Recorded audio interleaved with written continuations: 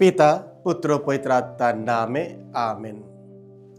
আমরা হয়তো শারীরিকভাবে কালা বা বোবা নয়, কিন্তু কোনো না কোনোভাবে আমরা আমাদের কান ও মুখ অন্যদের জন্য বন্ধ করে রেখেছি।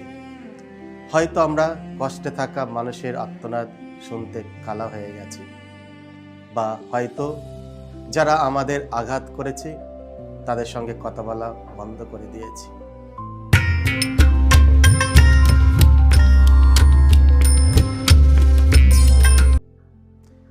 খ্রিস্টতে আমার পরম প্রিয়জনেরা, আজ ফেব্রুয়ারি মাসের 13 তারিখ শুক্রবার, আর আজকের ডেলি মান্না ঈশ্বরের বাণী প্রতিদিন নেওয়া হয়েছে মার্ক রচিত মঙ্গল সমাচার থেকে 7 অধ্যায় 31 থেকে 37 পদ।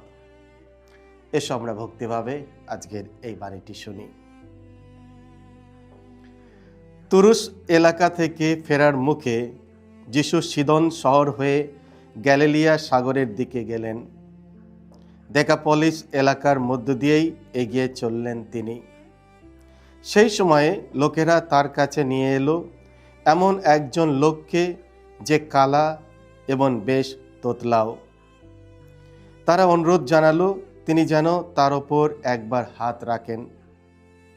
যিশু লোকটিকে জনতার সামনে থেকে একটু আড়ালে নিয়ে গিয়ে তার দোকানে একবার আঙুল দিলেন এবং খানিকটা থুতু দিয়ে তার জিভে ছোঁয়ালেন। তারপর স্বর্গের দিকে চোখ তুলে তাকিয়ে তিনি দীর্ঘ নিঃশ্বাস ফেলে বললেন, এফফাতা, অর্থাৎ খুলে যাও। সঙ্গে সঙ্গে লোকটির কান দুটিও খুলে গেল, তার জিভের জড়তাও কেটে গেল। সে স্বাভাবিকভাবেই কথা বলতে লাগলো। যিশু এই কথা কাউকে জানাতে তাদের নিষেধ করে দিলেন, কিন্তু তিনি যতই নিষেধ করেন এইসব কথা তারা ততই রটাতে থাকে। তাদের বিস্ময়ের আর সীমা ছিল না।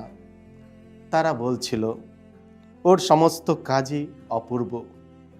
এমনকি উনি কালাকে দেন শোনবার শক্তি, আর বোবাকে দেন বলবার ক্ষমতা।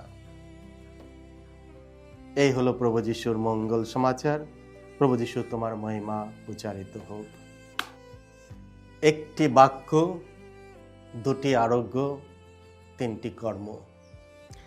খ্রিস্টতে আমার পরম প্রিয়জনেরা, আজকের পবিত্র মঙ্গল সমাচারে আমরা দেখি যিশু এক কালা ও বোবা মানুষকে আরোগ্য দান করেন একটি মাত্র শব্দ বলার মাধ্যমে, এফফাতা, যার অর্থ খুলে যাও।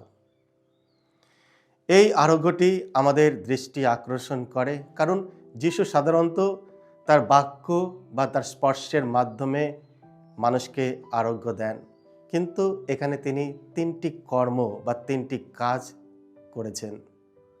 আসুন এই তিনটি কর্ম ও তাদের তাৎপর্য লক্ষ্য করি। প্রথমত, তিনি তাকে জনতার ভিড় থেকে আলাদা করে নিলেন। যিশু প্রথম কাজটি করলেন, লোকটিকে তিনি ভিড় থেকে আলাদা করে ডাকলেন। এই আলাদা করে নেওয়ার মাধ্যমে যিশু দেখান যে ঈশ্বর প্রতিটি মানুষকে ব্যক্তিগতভাবে দেখেন ও যত্ন নেন। এই কর্মটি বোঝায় যে ঈশ্বর আমাদের সঙ্গে একটি অন্তরঙ্গ সম্পর্ক চান, ভিড়ের অংশ হিসাবে নয়, বরং একজন স্বতন্ত্র স্বাধীন মানুষ হিসাবে। এটি আমাদের আহ্বান জানায় যেন আমরা সব বিভ্রান্তি থেকে সরে এসে ঈশ্বরের প্রেম ও আরোগ্য ব্যক্তিগতভাবে অনুভব করি। দ্বিতীয়ত, তিনি তার আঙুল লোকটির কানে দিলেন এবং নিজের থুতু দিয়ে তার জিহ্বা স্পর্শ করলেন। আমরা যিশুর দ্বিতীয় কর্মটি লক্ষ্য করি যে তিনি নিজের হাতের আঙুল দিয়ে লোকটির কানে স্পর্শ করলেন। শুধু তাই নয়, তিনি থুতু দিয়ে তার জিভ ছুঁলেন। এই নাটকীয় শারীরিক কর্মটি আমাদের দৃষ্টি ও পুনর্গঠনের ঈশ্বরের সক্রিয় অংশগ্রহণকে তুলে ধরে। লোকটির কান ও জিভ স্পর্শ করার মাধ্যমে যিশু নিশ্চিন্ত করেন যে ঈশ্বরই তাকে সৃষ্টি করেছেন এবং তিনি এখন তাকে আরোগ্য দিচ্ছেন। এটি আমাদের স্মরণ করে দেয় যে আরোগ্য আসে ঈশ্বরের ঐশ্বরিক শক্তি থেকে, মানুষের প্রচেষ্টা থেকে নয়। তৃতীয়, স্বর্গের দিকে তাকিয়ে তিনি দীর্ঘশ্বাস ফেললেন। যিশু আকাশের স্বর্গের দিকে একবার চোখ তুলে দেখলেন এবং দীর্ঘশ্বাস ফেললেন। এটা করার কারণ কি? এর উদ্দেশ্য ছিল লোকটিকে যিশু বোঝাতে চেয়েছেন যে ওপরেই ঈশ্বর ভগবান আছেন, তার কাছ থেকেই সব অনুগ্রহ আসে এবং যারই সমস্ত মহিমা প্রাপ্ত। এই দীর্ঘশ্বাস যিশুর গভীর করুণাকেও প্রকাশ করে, বিশেষ করে পাপ, রোগ ও ভগ্নতার মধ্যে থাকা মানব জাতির প্রতি। এটি আমাদের মনে করিয়ে দেয় যে ঈশ্বরই সমস্ত আরোগ্যের চূড়ান্ত উৎস এবং সমস্ত মহিমায় তারই। খ্রিস্ট আমার পরম প্রিয়জনেরা, আজ যিশু আমাদের প্রতিও সেই একই শব্দ বলছেন, এফফাতা, খুলে যাও। মঙ্গল সমাচারের সেই লোকটির মতো আমরা হয়তো শারীরিকভাবে কালা বা বোবা নয়, কিন্তু কোনো না কোনোভাবে আমাদের কান ও মুখ আমরা অন্যদের জন্য বন্ধ করে রেখেছি। খ্রিস্ট আমার পরম প্রিয়জনেরা, হয়তো আমরা কষ্টে থাকা মানুষের আর্তনাদ শুনতেও কালার হয়ে গেছি। হয়তো যারা আমাদের আঘাত করেছে তাদের সঙ্গে কথা বলা বন্ধ করে দিয়েছি। আর এই দুই প্রতিবন্ধকতা থেকেই আমাদের আরোগ্যের প্রয়োজন।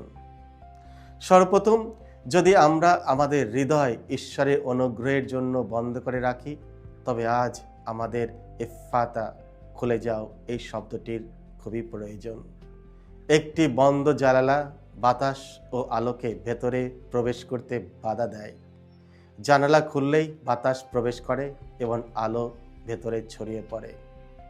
তেমনিভাবে খ্রিস্টের অনুগ্রহ আজও আমাদের দরকার, যা আমাদের কান, চোখ, মন, হৃদয়, বিবেক খুলে দেবে, যাতে আমরা অভাবগ্রস্ত, দুঃখী পীড়িত, কষ্টভোগী মানুষের আর্তনাদ বুঝতে পারি, শুনতে পারি এবং তাদের সেবা করতে এবং সাহায্য করতে প্রয়াসী হই।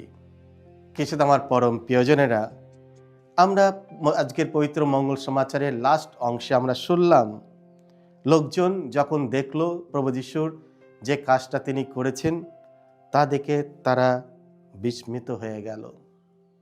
তারা বলছিল, ওর সমস্ত কাজই অপূর্ব।